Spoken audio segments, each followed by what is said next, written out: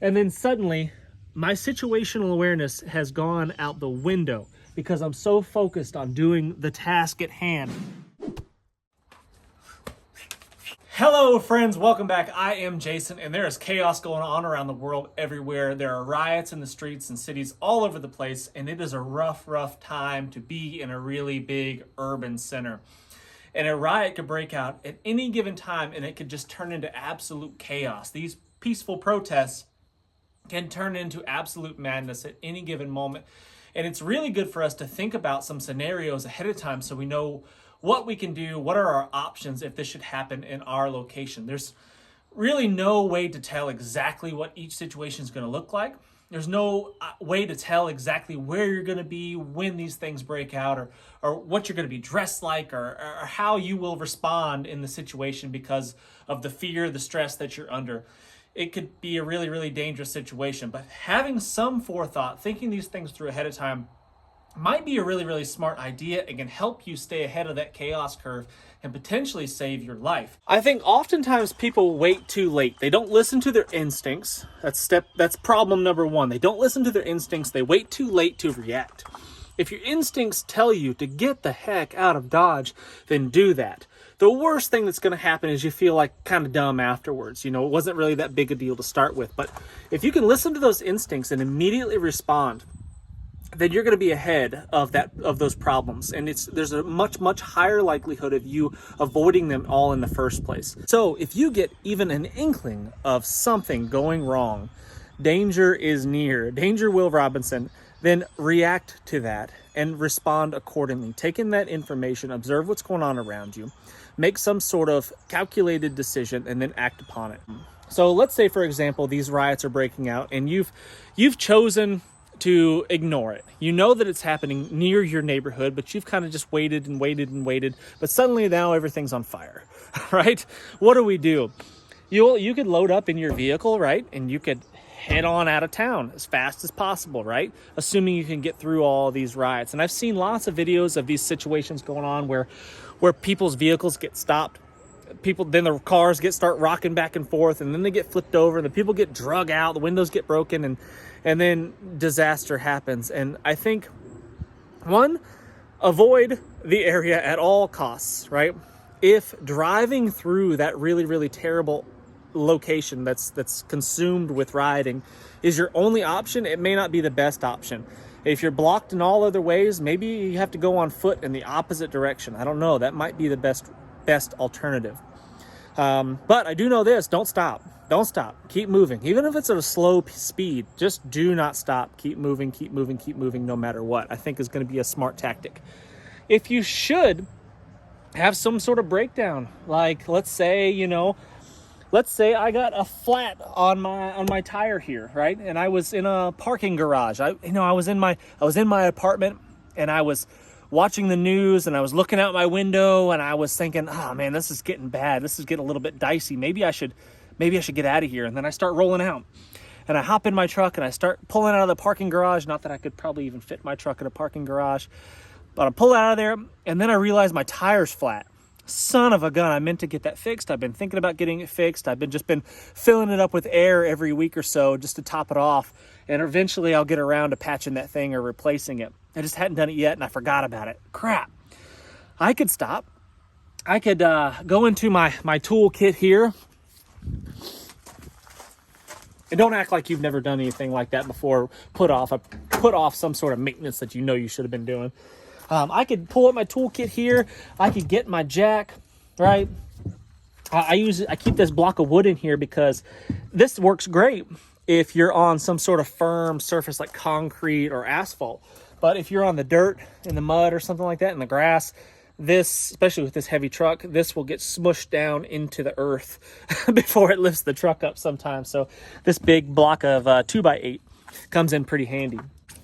I could find some sturdy place to put my jack, and then suddenly my situational awareness has gone out the window because I'm so focused on doing the task at hand, and there's no one to watch my back. If I've got a buddy with me that can pull some security and keep on the lookout while I'm doing what I got to do, I think that's a really smart tactic, and it's always better to have at least one buddy with you in a situation like that. strength in numbers for sure. So if I can have somebody pulling security, that's great. But if I've got to do this by myself, I've got to do it as fast as possible. And you should be well versed on how to do things like that. How many of you watching this video don't know how to change a tire? Now, be honest with yourselves. How many of you watching this video would look at a project like that, changing your own tire, and think, ooh, like, I think I kind of know how to do it, but I've done it one time, but it's been a long time ago. I'm not really sure. These are the types of things that we need to work on. That's a common thing that's going to happen. A can of Fix-A-Flat would be really, really helpful in a situation like that, because, you know, I could just pump some air into that out of that Fix-A-Flat and possibly temporarily get myself to safety before I have to actually, you know, really fix that problem with the tire. I was watching a movie with my daughters a couple weeks ago, I guess it was. And there was a bad guy, and he had slashed the tires in the vehicle. And then the victim runs outside, and they say, "Oh no, the tire's flat. What am I gonna do?" You know, and then they run back inside the house. You know, I told my daughters, if that ever happens to you, you drive that car until the wheels fall off. You can drive on flat tires for a long ways before it ends up just causing massive catastrophic failure going on. So you can even drive on the rims. It won't sound good. You'll cause a ruckus and maybe draw attention to yourself, perhaps in a riot situation, but you could definitely drive on flat tires for a long ways. But now let's say, you know, there was some sort of, whatever reason happens, life happens, that you can't drive your vehicle out of this situation. You can't just hop in there, start it up. It's more than a flat tire, you know, something catastrophic has happened to the vehicle, or it's just extremely unsafe to drive the vehicle out of there and you have to walk between buildings and whatever to get out. What would you do? Well, I would grab the necessary equipment that I would need to, number one, defend myself.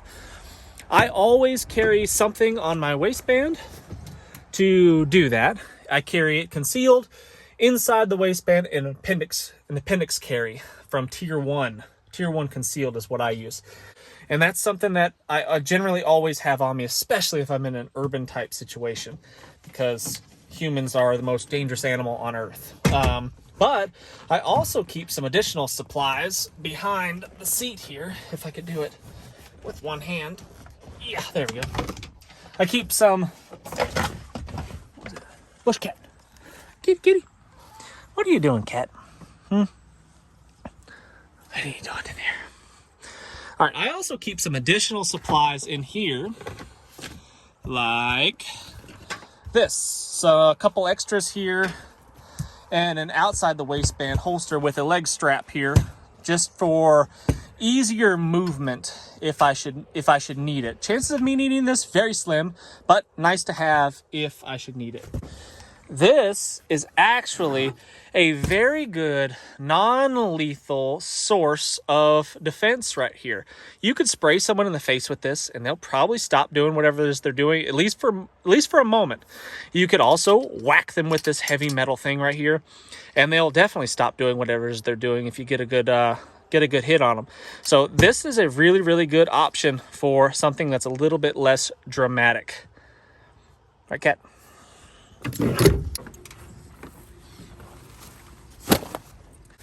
Now, if I had to leave on foot, I could always throw my pack on right here and just start hoofing it, getting out of Dodge, right?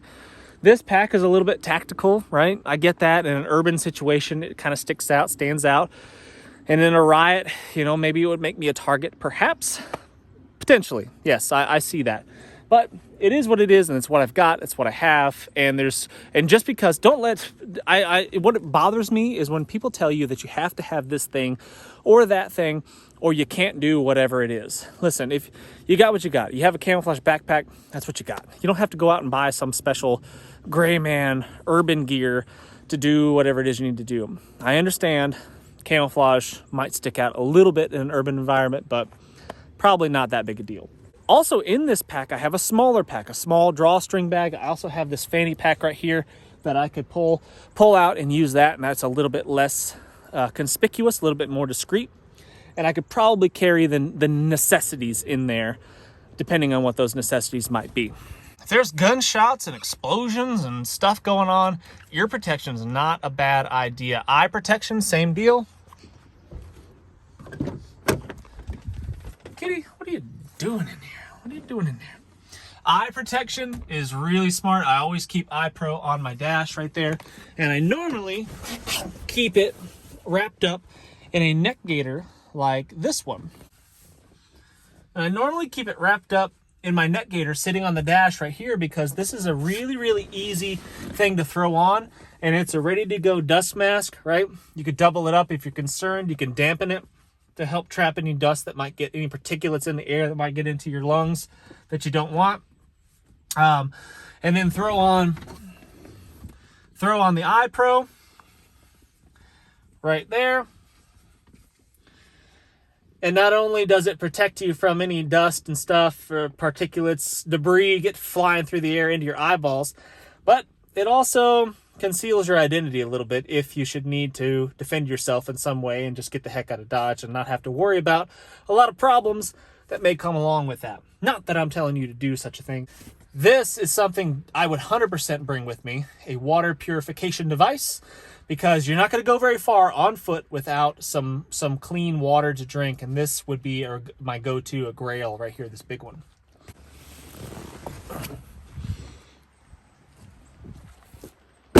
Now, there's always going to be a situation where you're going to say, should I stay or should I go, right? Just like the song, that's a thing. Now, maybe leaving in your vehicle is unsafe or just not possible. Maybe leaving on foot is a very unsafe option as well.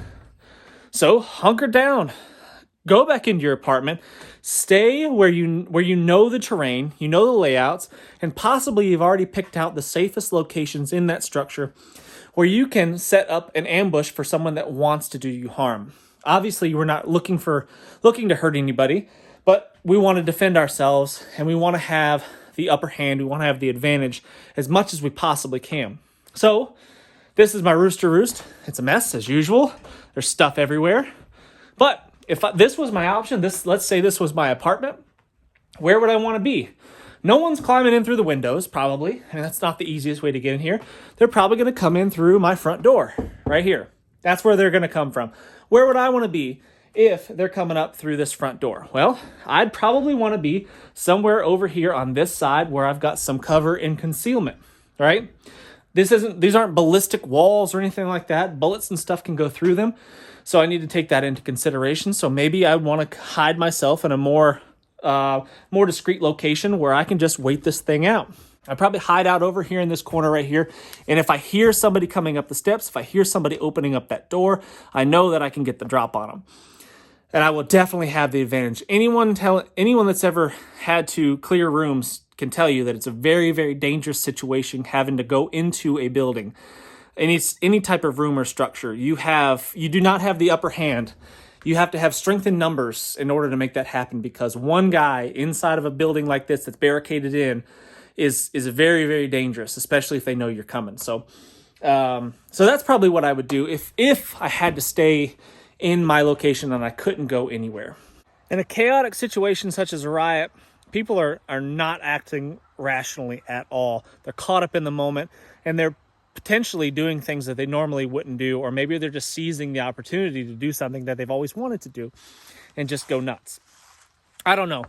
But acting like you own the place, looking confident, looking strong. If someone approaches you, scream at them. Act like a crazy person. It doesn't matter. Whatever it is you can do to kind of stop their flow of thought and get them caught off guard a little bit can give you some seconds to gain some information. Having a flashlight, a really bright flashlight, shining it in their eyeballs and blinding them for a second could give you the opportunity to run away. Or, take some sort of offensive measures to eliminate the threat. All of these things are things that need to be considered, and we need to practice these things. We need to drill these things. We need to think about them and rehearse them in our minds before they actually happen so we can be ahead of that chaos curve. So the decision to stay or go is going to be a big one, and that's going to be left up to the information that you have. If you've been watching the news, you kind of maybe know where the riot's going on, if you can believe the news. Maybe you know where that's happening and you know which direction it's heading, and that can give you some valuable intel on which direction is probably the safest for you to go. If you could drive out of there, do it. Drive on those flat tires. Who cares? Screw it. Maybe you paid a lot of money and you saved up a lot to buy these fancy rims and you're so proud of them and you love them so much. Who cares? Your life is so much more important than those stupid wheels on your car. So get out of there. If you could drive out of there, do it. If you have to go on foot, find the safest direction. Maybe it's not the most obvious. Maybe you got to cut through some buildings. Maybe you got to cut across some parks or fields or something to get to a safer location. That's what I'm getting at. If you've got to walk with authority. Pay attention, head up, don't be distracted. Pay attention to what's going on around you. If you see something that looks dangerous, head the other direction. Do not be afraid to run. Do not be afraid to ditch your gear. If you've got a pack on and if you've got to beat feet, ditch your pack, leave all that crap behind you, and get out of there as fast as you possibly can. Predators want easy prey. They don't want to have to work for it. They don't want to get hurt in the process, and they don't want to get in trouble with the law. So they're going to avoid those if at all possible.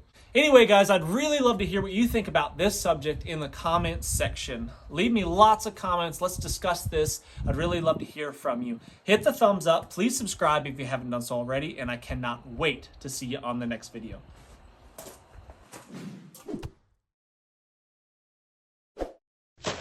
I'm Jason Salyer with Survival Dispatch. As a Survival Dispatch insider, you'll be able to gain the knowledge, the skills, and equipment necessary to protect your family when it really, really matters. They'll provide crucial information on such things as stockpiling food, medical necessities, communication plans. You will receive specific, actionable plans. You can deliver proven techniques to help you get home, shelter in place, or bug out safe.